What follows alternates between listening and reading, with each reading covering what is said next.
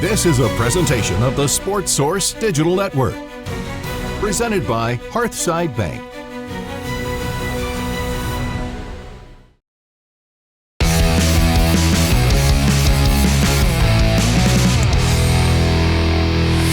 Welcome into the Games and Things Tennessee Bracket Breakdown here on the Sports Source Digital Network. John Pennington joined by Bob Hodge.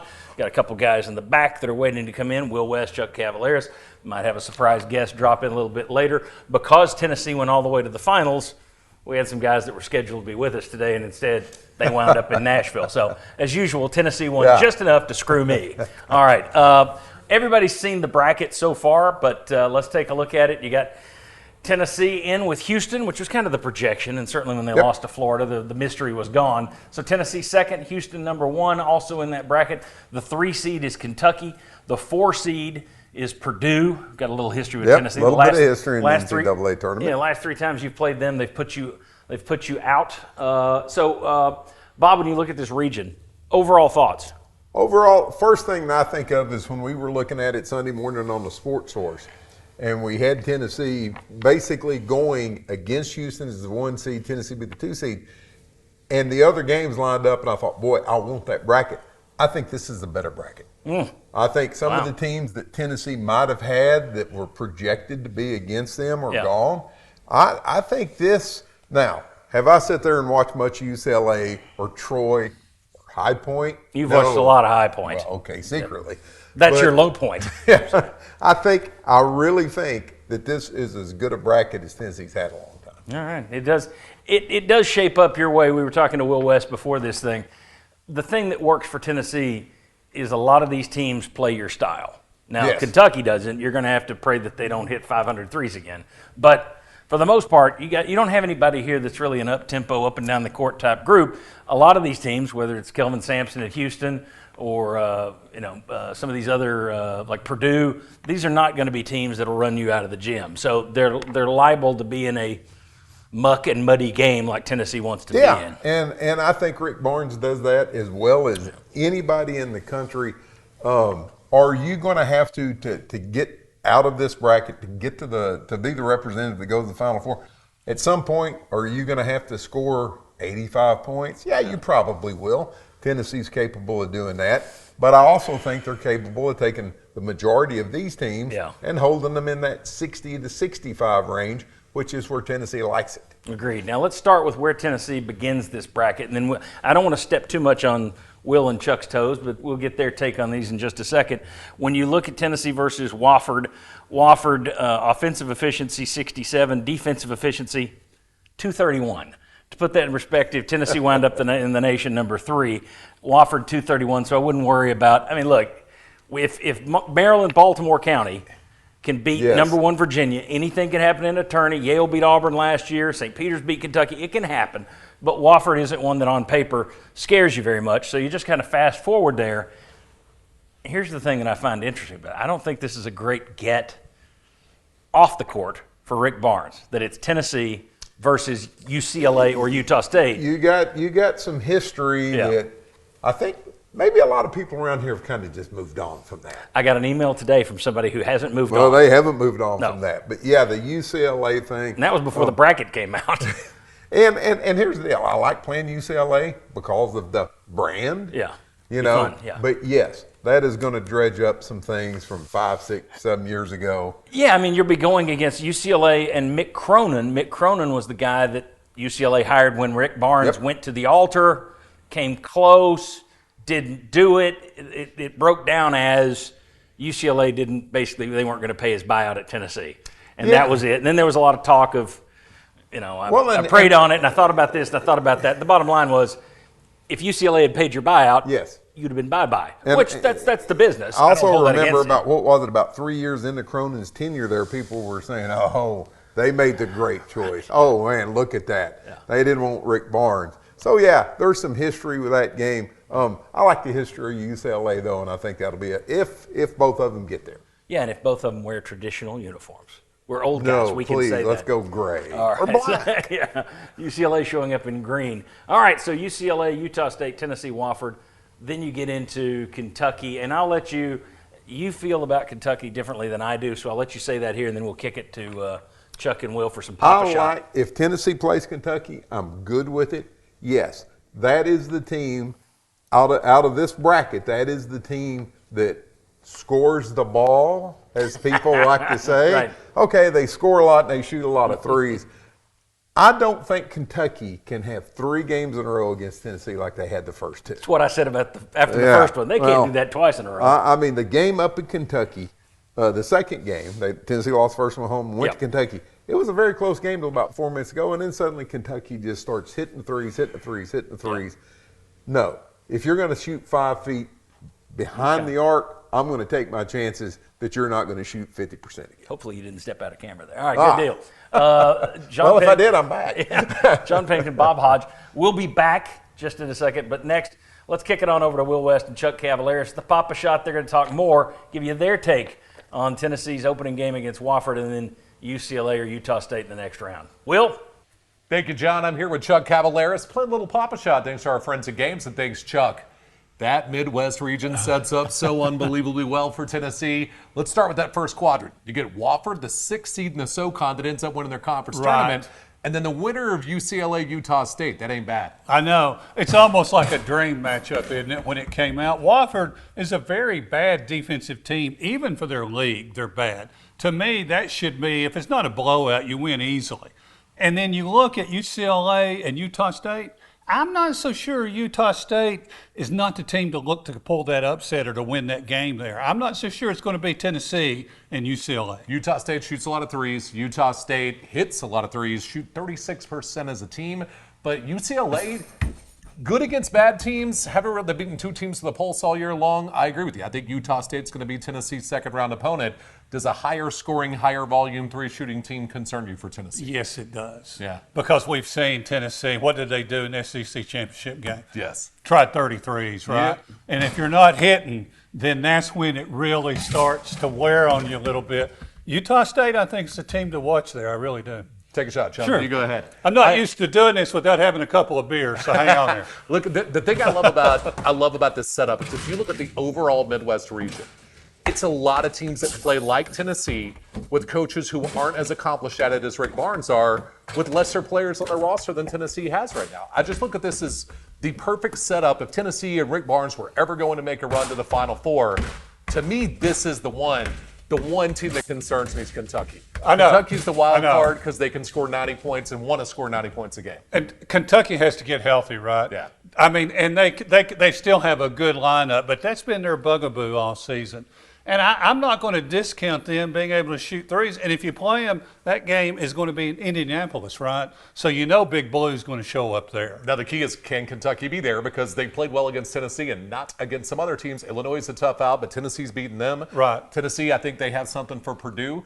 I think Kelvin Sampson usually is one of those Kevin O'Neal basketball guys that leaves the tournament early. So I just look at this as the perfect setup for Rick Barnes and Tennessee to finally break through, at least to have that opportunity. I am concerned about Utah State in the second round. Right. And it's the great chance for me to go past the Elite Eight, Yeah. the way the bracket sets up. If you beat Kentucky, there's nobody else that really scares me if you're playing good, solid basketball. No, I completely agree with you. Back to you, John. All right, thank you, Will. Back here at the poker table, all of this brought to you by Games and Things. It's our Tennessee bracket breakdown. And when I say all of this brought to you by Games and Things, I mean that. The Papa Shot game, shuffleboard, we got boss toss, we got a jukebox, we got a dartboard, we got this poker table. You're not seeing it tonight, but a lot of the stuff we shoot down here is also in a bar room over there. And the bar brought to you by Games and Things. Folks, they say that life should be fun. Head down to Games and Things. If you're in Knoxville, roll over there, Kingston Pike and Level Road. It's a great place. They've got so many things that are fun to bring into your home, make your home the entertainment capital of your neighborhood. I also want to show you a couple of numbers. We'll see if you can see them here. And since I didn't write them down on this side, it's going to be fun. This is the Ken Pomeroy ranking and the net ranking for all of the teams in Tennessee's first little quad of games there. Wofford, as you can see, Tennessee 5th in both Ken Pom and in their net ranking. Wofford, 120th in Ken Pomeroy, 131st in net ranking. As Will and Chuck said, as Bob said over there, Wofford's not a big concern for Tennessee. UCLA, 27th net ranking and in Ken Pomeroy's ranking. But the thing I thought was interesting, Utah State, you look at them and you go, 52 in terms of Pomeroy rankings, 37th in terms of their net ranking. It's interesting that they're that much higher in their net ranking than in their Pomeroy ranking. All right, I want to kick it back. I know that Bob Hodge was chomping at the bit to not talk to Will, but to shoot Pop-A-Shot. Let's go back to the Pop-A-Shot very quickly, and then we'll do a little bit more. We got much more to come in the show. Thank you, John. I'm here with the high score holder at the Games and Things Pop-A-Shot here at the Sports Source Studios. Bob, here's the big question that we have, I think, seeing Tennessee lose in the SEC tournament final. Would they have been better off going home early in the SEC tournament? Because the 2 seed seemed to be where they were going to be no matter what happened. Would they have been better off just losing early in the tournament, having more days of rest? I think Tennessee would have been better off losing to to Texas. I said Kentucky, I'm thinking ahead. I think Tennessee would have been better off losing to Texas because, once again, the problem with this team all year, the big overarching problem has been your lack of depth. And I just didn't see, from my standpoint, going out with 8 guys and you play Friday, you play Saturday, you play Sunday, and, okay, once you got to Sunday, win the thing, hang you a banner, and get a 1 seed. Well, you didn't, but you still had the fatigue that you're going to get from that. These are great athletes, young kids. I understand that. But, I mean, I'm getting tired sitting here shooting Pop-A-Shot. So, I think Tennessee would have been better off with the rest. I actually don't think it mattered a whole lot because I don't think this team's problem is a lack of legs. I think this team's problem is a lack of focus. And so for Rick Barnes, to me, the priority would be we try to win every game, we try to destroy every opponent. Because this team, a lot of times they start smelling themselves once they see a little bit of success. Or once they start hitting some threes, they keep taking more threes, not playing efficient basketball. For me, it would be about the focus of this team. So I didn't have a problem with them trying to win every single game because to me, that has been the focus of this team. The problem with this team is that they lack focus all the time throughout the season because this is a team that probably should have been in the top 5. I will say this to your point. I don't know that it mattered if you'd have won the SEC tournament to get a 1 seed. So what's the point? These were virtually exhibition games that we played in the SEC tournament all week long. Correct. The SEC tournament to me is for the teams who aren't getting into the NCAA tournament. Those are the ones, they're there to win. They're there to extend their season. Well, if you play basketball in the SEC nowadays, it looks like everybody gets to go to the tournament. So kind of what is the point? But I don't know if Tennessee's problem so much is a lack of focus. Is it you don't have a lot of consistency from 2 games to 3 games to, 4th game's a fluke. Now they've won 5 in a row. Now they've lost 2. But here's the problem with putting that on Tennessee is who has had that consistency? Florida's had it at the end of the season, which made Florida look like they had an issue in February, they were the best team. Yeah. But yes, in February they struggled a little bit. Auburn struggles down the stretch. So that's the reason. Everything else being equal, I would have liked to seen a more rested Tennessee team, a team that can come home, work on the things that you need to work on, and now you left Nashville. Okay, with a bad taste in your mouth. Yeah. The fans have a bad taste in their mouth. I just don't think if you'd have lost on Friday, you'd have had that bad taste, but then it would have been gone. It's get on the NCAA tournament with rested legs. The one thing that I would say kind of works to your point is how often do we see Tennessee want to get their rest and slow it down on the offensive end versus the defensive end? Right. And because you're going to get your rest on one side or the other. That's just something that's going to happen. And so for me, I would rather you say, okay, we're going to play good defense. We don't have to be the 85 Bears in college basketball. But that's not what Rick Barnes is, right? So he's going to slow that offense down. He's going to let them get their rest kind of on the offensive side. In a sport where points are king, that is a little concerning for me.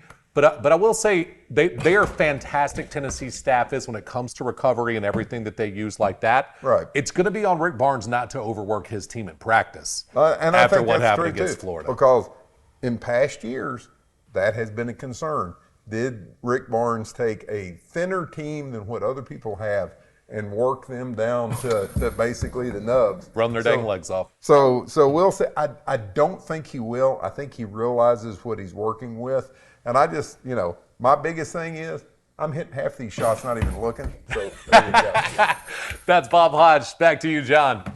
All right, guys, thank you very much. Back with Chuck Cavalaris here. Chuck, superfan Chuck. The Vols go to Nashville. They win their first 2 games. They play Florida in the finals. Will and Bob just talked about the rest that maybe they could have used. Let me ask you, from a fan perspective, how do you feel about this thing? How do you feel about your tournament showing?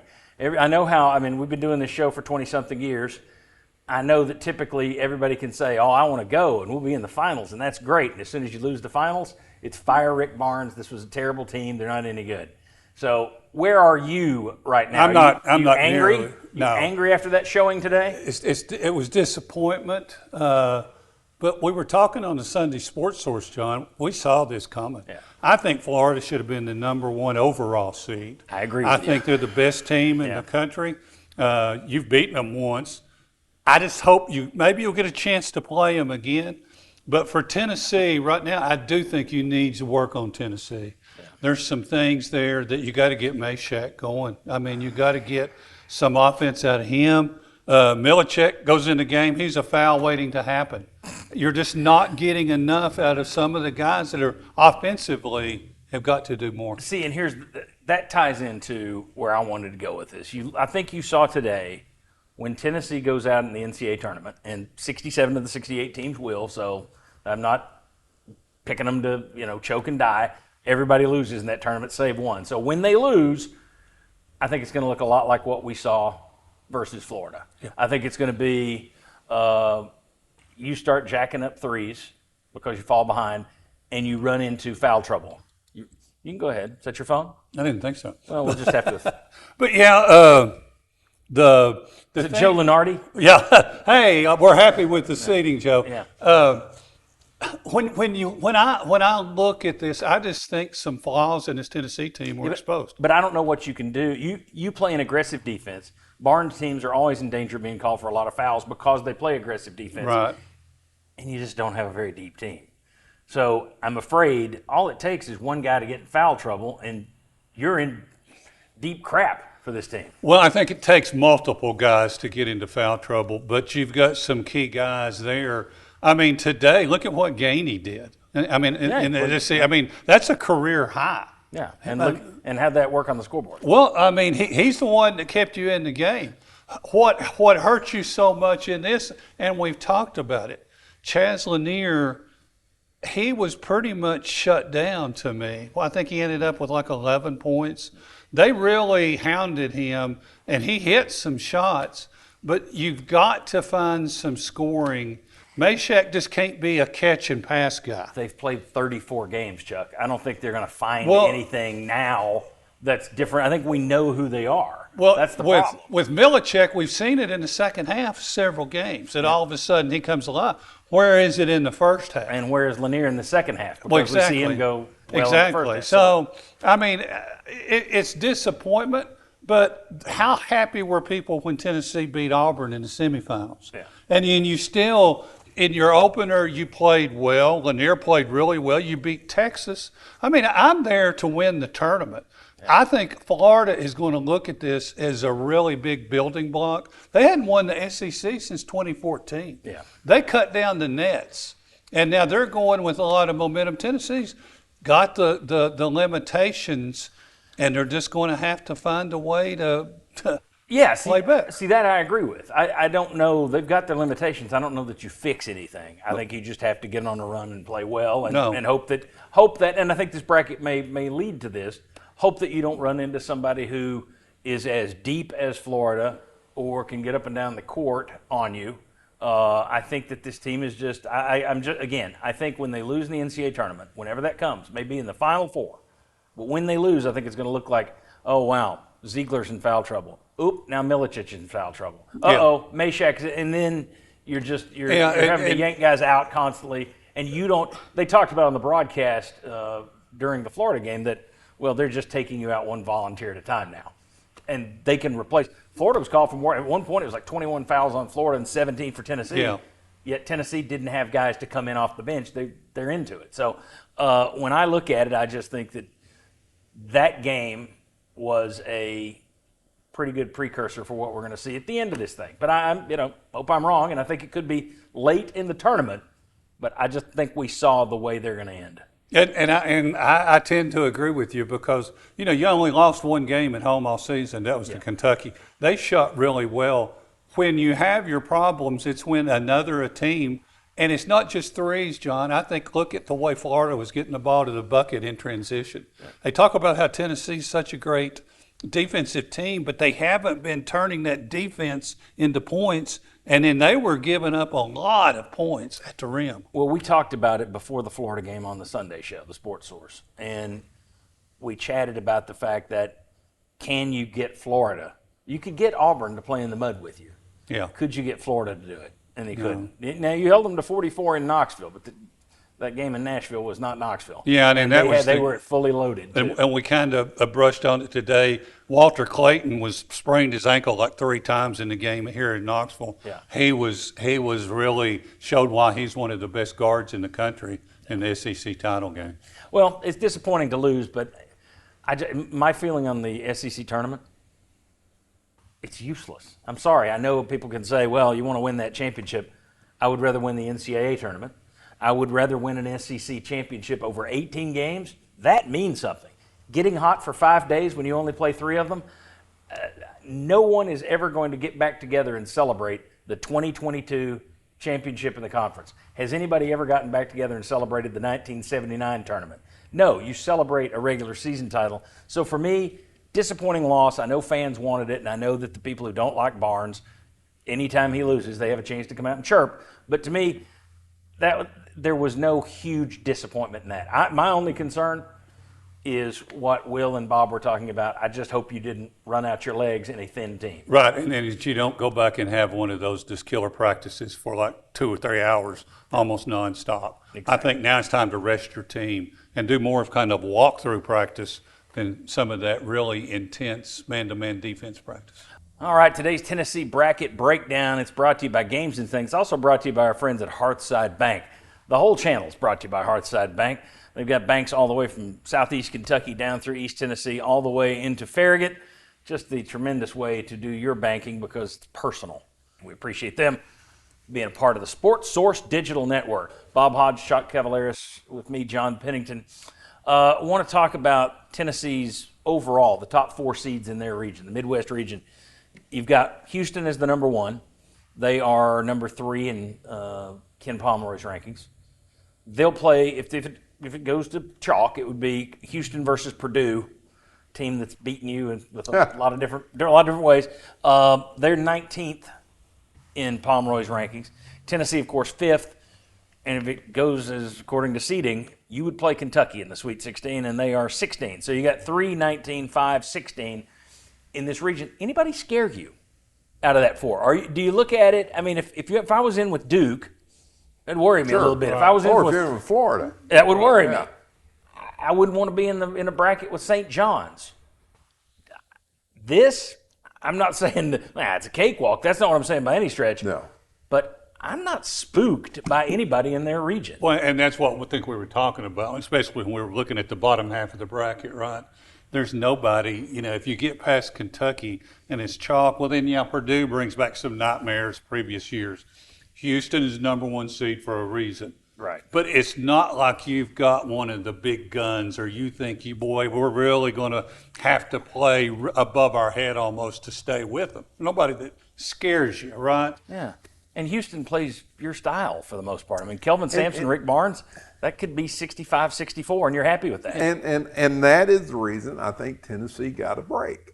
Because, even though you played Auburn close once, then you beat them the second time you played them, I think Auburn seems to have a level that they can get to. They haven't done it against you, and credit Tennessee that they didn't get to that level either time they played them. Right. But I think they have another gear. I think Florida has another gear. I think Duke, when they're all totally healthy. Right. Houston doesn't have that. I mean, Houston literally is you. If you go back, and I looked up some stats real quick, it's you. And if Tennessee had played where Houston played, I think Tennessee would probably be the number 1 seed. Good point. So I honestly think that this bracket is as good as I've seen for Tennessee in 6 years. And you really, I think what you got to be careful of is looking past. If Utah State is who you play, looking past who that but may be. Yeah, Well, but this don't pass segment, Wofford for Pete's sake. yeah, but this segment, them. I'm just talking about the top 4 seeds. If it goes to chalk and you wind up, and with Kentucky, are they going to play defense? They played defense here in the win in Knoxville better almost than they have all year. They really improved, but are they really going to continue that? And are they going to be healthy? If they get their guys healthy, that's a lineup that can give a lot of teams trouble. Well, I'm actually more worried. I'm not scared about anybody, but if you made me say which of these, Houston, the 1 seed, Purdue, who's beaten you, right, or Kentucky, who's beaten you twice this year, that's the one that worries me a little bit more out of those 4. If I had to pick, or out of those 3 that you could play, only because I've watched Kentucky shoot your eyes out. You and I talked about it earlier. Right. You don't think they could do that a third time? I would put my money on no. Yeah. But I'm also not a good gambler. So, yeah, right. But that's where I would go is they're not going to keep shooting 50% from 3 against you. And if they don't in either one of those games, Tennessee probably wins the game. So you had to be not just really good, you had to be kind of extra special in those 2 games by doing that to beat Tennessee both times. Now, are they capable? Well, we've seen it twice, so I guess, they're capable.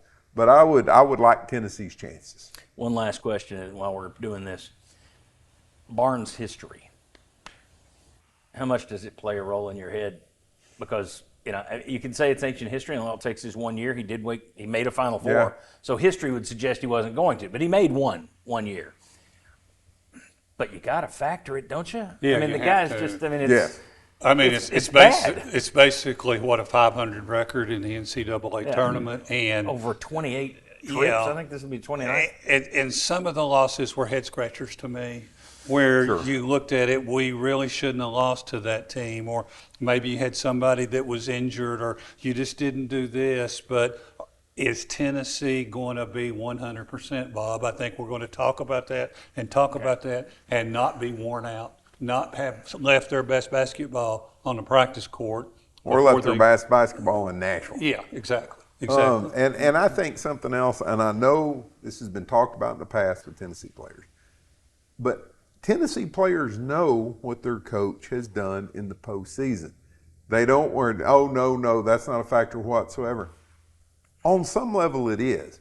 Now, if it was something that Rick Barnes had done 15 years ago with another school, okay, no, we're not worried about that.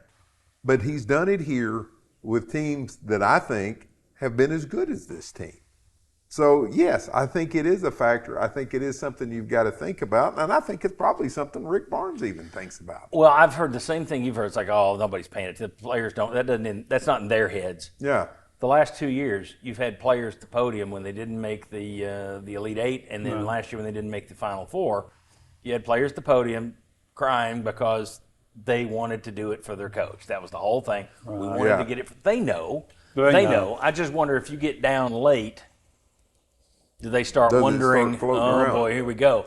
I hope not. But I do think that you have to factor into it. And the thing that scares me about Rick Barnes, he's a great in-season coach. Obviously, what he's done at Tennessee in terms of making them a big boy now, well, nobody else has ever done that. Yep. Not to this extent. Nobody. You can take Mears, you can take Pearl. Nobody did it over as long a period of time at this level nationally, where all eyes were on you. Nobody's done this. So credit him for that. But the fact you look at that tournament record, and what stands out to me is I think in all those years, granted, he's been a high seed a lot. Right. He's got one win over a higher seed. Yeah. It's happened once. Once he's pulled the upset. Yeesh. That stands out. That some guys just aren't great tournament coaches. Well, here's one thing I would say as part of that is the in-game adjustment that we can see, right? Tennessee's going to be man-to-man defense. They barely even want to double down a lot of times when the ball goes on the inside. And occasionally I think that is the we do what we do mentality. Exactly. And we're not going to not I think there are do times what where we they could ramp up the pressure more, too. I do, too. And I'm surprised teams hadn't been doing more full-court press on Tennessee, too. You said Tennessee's beaten the higher seed once? No, Barnes has. Barnes has beaten the higher seed one time? Yeah. Well, if we get to number 2, It's Final Four. Because there's only one in your bracket that's higher than you, so there you go. Right. All right, tell you what, let's kick it over to Will West and a special guest. They're going to play some shuffleboard. You guys ready? Thank you, John. That's right. I'm here with VFL Sterling. Hinton Sterling. Let's play some shuffleboard, Let's do the deal, baby. Let's do the deal. Here's the question I have for you, Sterling. Go. You can go first. All right. Let's see if I can Is keep it on this the best chance for Rick Barnes to make a Final Four in his time at Tennessee? Absolutely. Absolutely. I mean, the bracket, we've got such a favorable bracket. And you know what I like about the teams that's in our bracket? None of them scare me. None of them scare me. Not one of them scare me, Will. What I love about it, there are 7 other teams of the 15 in that bracket that play the same style of play that Tennessee does.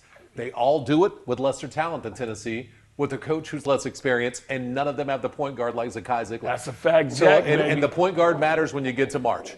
So I look at this right now and just think it has never been more set up for Tennessee and for Rick Barnes to finally break through and get that Final Four. Well, what I'm excited about is I think we got a group of seniors that's antsy. I mean, eyes have it. Zakai and Jemai, there you go. Come yeah. on, Jemai and Zakai. The eyes have it, baby. And I'm excited about that. The guard play always had to stand up in the NCAA tournament. We got 2 seniors. And when that Chaz gets hot, whoop, his shot gets to flowing, that's a problem for anybody trying to defend the Vols, baby. The one thing that I like about this bracket set up for Rick Barnes and Tennessee, too, is that there isn't that team that they could get hot and knock you out. There isn't that team that if Tennessee shoots poorly, that team's going to go score 80 points, so you're just done. That doesn't exist in this bracket. Maybe Kentucky, but it's hard to beat somebody 3 times. And Kentucky shot out of their minds both times they played Tennessee earlier this year. They didn't miss. Now, know what's amazing about the whole Kentucky deal? Oh, that's all right, baby. What's amazing about the whole Kentucky deal? We just played Florida in the championship. And I think Florida played a very exceptional game against us today. Yeah. Now, we're battle tested. We're battle tested. And know that loss made us even more now? I think the team is hungrier. Because we fought to scrap back in that game. We got back in it. It could have been a lot different than what it was. It could have. We showed our scrappiness. I like it, baby. One thing with Tennessee, too, you mentioned battle testing. The thing I like about this Tennessee team is in college basketball, there aren't a lot of close games. There aren't a lot of single-score, one-possession games. Right? The SEC, though, all year long, those top teams, Auburn, Alabama, Tennessee, Florida, played a lot of those close games back and forth with each other. So if it's a tight situation, Zakai ain't scared. Zakai ain't scared. You know what I mean? Like Tennessee's not going to be Jemai's scared. not Jemai's not scared. Come on, baby. It's one of those games where Tennessee is just in a position where it all just lays up perfectly for them, in my opinion. And you know what guy is showing up every game? JG. Yeah. Jordan Gady's showing up, baby, every game. Yeah, and I like how he comes in the game ready, ready. So when you got a guy like that come off the bench, confident like that, man, I like our shots, man. I mean, here we are, number 2 in our region. Let's go, baby. Let's go. And I'd rather have that 2 seed right now than if you'd have gotten a 1 seed in a bracket that maybe wasn't as set up for you. I know Tennessee's never had that 1 seed, right? But the setup of this is just absolutely perfect for the Vols. Well, I mean, I'm excited. I'm probably just as excited as the student athletes are, man, because they really can make it to the Final Four. Really can do it, Will. Really can do it. Back to you, John.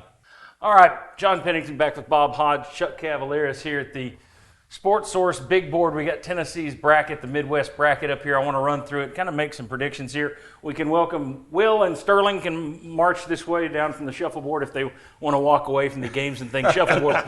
We've been trying to fight Bob to keep him off that Papa shot. Papa shot, dartboard, jukebox, shuffleboard, poker table. They've got it all like games and things. All right. Looking at the bracket, Bob and I already chatted about it. You guys haven't, so I'll let you give me your takes, just overall thoughts on how it looks for Tennessee. I know most of us think in terms of which bracket you got, I think you got one that kind of lines up for you.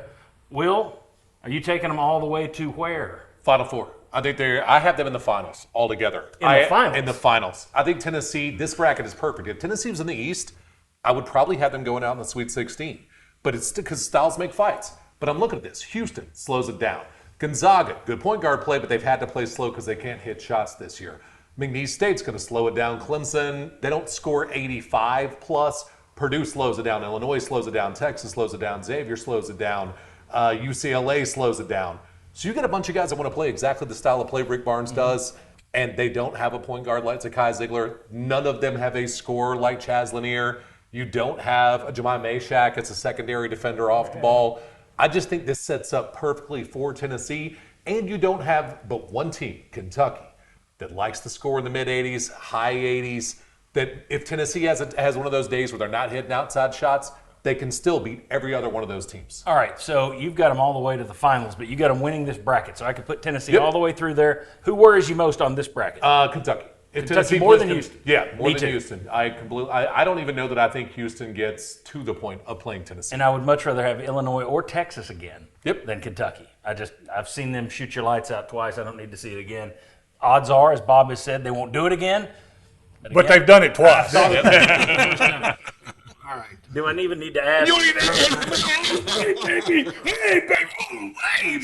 So I could add the rest of the bracket and just put them into the championship. Then ring the championship, big dog. All right. We're coming out of this You bracket. could put dog. them in the NBA bracket. Yeah. Who worries you? Celtics, maybe? Maybe. Is there a team here that worries you more than others? I'm just gonna be the only team that worries me in this bracket. Now, of course, you know they all earned their way into the tournament, so no one's a pushover. But if it got down to the championship round in this bracket, Gonzaga. Okay. Chuck. That's more than I'm still fearful of Houston, and I think they've won a lot of close games. I think they play similar to Tennessee, and if you get them, I would not underestimate that. And I would still, if you get to Kentucky, it's still Big Blue. That would be in Indianapolis, correct? Yeah. And it's going to be a lot of Kentucky fans there. I've heard they travel. I heard they travel. So those two teams, and I think it's really a dream bracket. But Houston and Kentucky are the ones I would be leery of. Bob, okay, wait a second. Where are you taking them? I'm going to take them to the region final. Okay, so wait a second. We've got Will has them here. Correct. Sterling has them here. Absolutely. All right. Chuck, where are you taking them? Region final. So here against Houston, right? Yes. Bob, where are you taking the Vols? Boy, that leaves me to be Mr.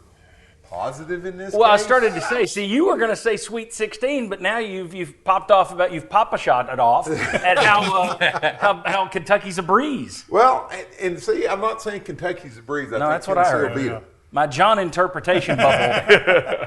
I'll tell you what, I will worry about everybody once you get past Wofford. And I'm not going to walk into Wofford going, ho, because the 15 beating the 2 is the upset of the NCAA tournament. If you go back, now you've had 16 beat ones, but for years it was always the number 2 team losing that number 15, and that was the huge upset. ETSU so I'm not over going to sleep on Arizona. anybody. I always remember that. Yeah.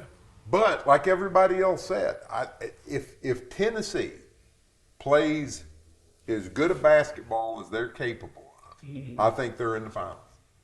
If they play there in the finals, I think I'm with Will and Sterling. Finals of the tournament or finals here? No, regional finals here, regional Final finals. four. Final eight. But my problem is I don't think they will put together back-to-back games. So even though I've got them, I think they will beat Wofford. I'm still going to just put them in the final. So you put them in the same place Chuck does. You got them to the Elite Eight, I'm going to put them in the Elite Eight. losing 2. Can I leave that open because I'm kind of like Will. I don't know if Houston will be the team that's there. It would be fitting if it was Purdue. Again. It would be. Yeah. I don't like seeing Purdue or Michigan. If you're a Tennessee fan, the last 3 times you've lost to both those teams, and it's a lot of NCAA tournament losses in the midst of that. All right, so you're not going to give me a who you think will be there?